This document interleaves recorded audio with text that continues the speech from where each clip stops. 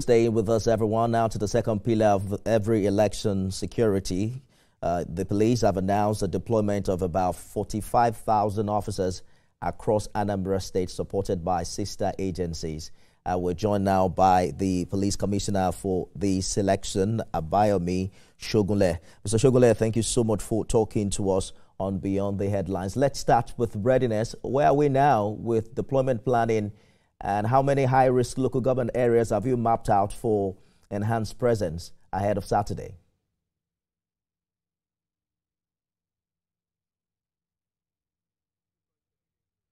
Police Commissioner, I'm asking where we are now in terms of deployment planning and the high-risk areas you are looking out ahead of Saturday. All right. Thank you very much for having me, and good evening. Regarding the deployments, everything that's needed to be put in place has been put in place, and we have deployed to all the 21 local government areas in Anambra State, and we have just concluded the distribution of sensitive materials from the CBN to all the local government areas of Anambra State. Then talking about high-risk area, I think at the moment we have been able to flip that narrative of any high-risk area, because what made those areas to be high risk have been neutralized, and we are good to go as far as this governorship election in Anambra State is concerned. You know that some parties recently raised concerns about the alleged use of state-linked security personnel. They mentioned that they saw their presence in the last by-election. What specific steps are you taking to ensure only federal security agencies participate this weekend?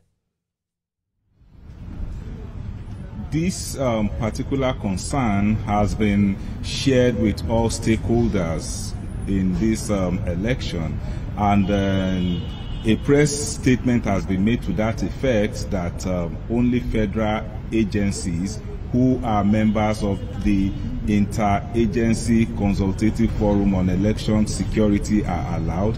And just this afternoon, the DIG in charge of the election, DIG in Anambra State, DIG Ben Okolo, FDC, and myself had a meeting with the commander of the Agule Chambers. That's one of the security outfits, and it has been made clear to the outfits that we don't want to see them anywhere within the whole state for the period of this election on Saturday as well as on Sunday while the coalition is going on. So we're optimistic that the issue of any any vigilante group or quasi-security outfit having any role to play in this election has been put to rest. You're counting on their ability to comply with the instructions you have given, but can you give a clear public guarantee tonight that no state-controlled vigilante or security outfit will man this election? And if they do, what are you going to do as the police?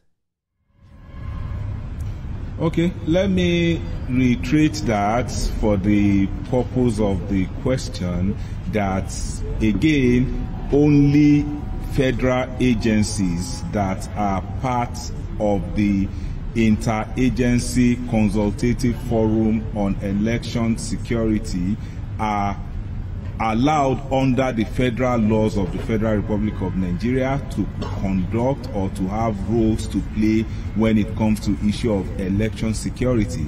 And in particular on this matter in Anambra State, we have given a clear directive to Agule Chambers, to the environmental brigade, all forms of quasi-security groups that are not part of the ISEC, that they have no role to play.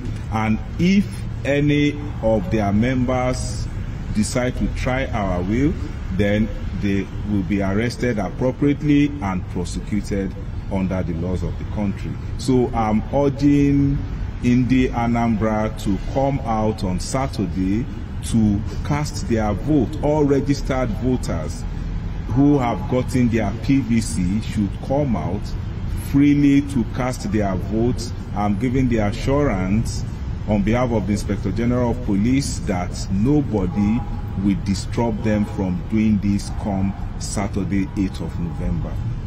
CP Shogunle, are there rapid response numbers voters or other stakeholders can call if there is intimidation or violence on Saturday?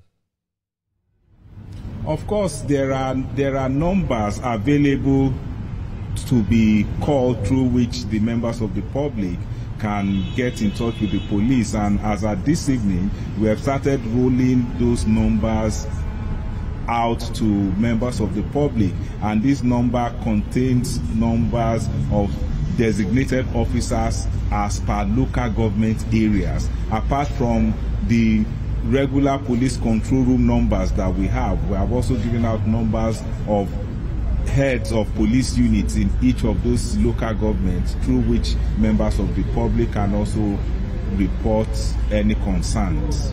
You know, we've seen increasing sophistication in vote buying over the years, cashless inducements, food items, even digital transfers. What visible enforcement measures should voters expect to see on election day? Well, regarding the issue of inducement or voter buying, adequate measures has been put in place with sister security agencies, the EFCC. We have EFCC operatives on ground, as well as the ICPC, and even police officers have even been informed that if they see any case of visible vote buying, of anybody distributing money to anyone anywhere around the polling unit, such persons should be apprehended and the money recovered for prosecution. In previous elections, we've heard police withdraw its personnel from VIPs. What's the rule of engagement for this one? The VIPs have been informed accordingly that they are not allowed to go about with their police or security details on the day of the election. The only thing permitted for them to do is to go to their designated polling units, cast their vote, go back to their homes and wait for the result. And also the police, as well as all security agencies, have also passed this message across to all their officers. On no account should they go about with their principal on the day of the election. And if this happens, we have given the notice to them that they will be apprehended. That is, the person who their principals will be apprehended, as well as immediate withdrawal of such security details from them. Some of your men have been found culpable in previous elections. If there's any attempt to, by political actors, to pressure your officers or compromise their neutrality, how are they really trained to respond on election day? We just concluded a training program for over 10,000 police officers yesterday here in Oka, which lasted for 3 days. And these are all the issues that were raised in the course of the training.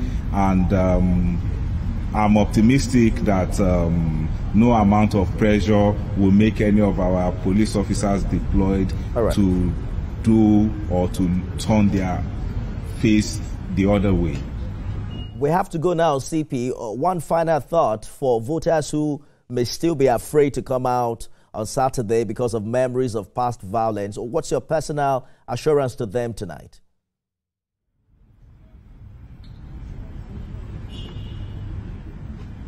CP Shogule, what assurance are you giving voters who may be afraid to come out to vote on Saturday?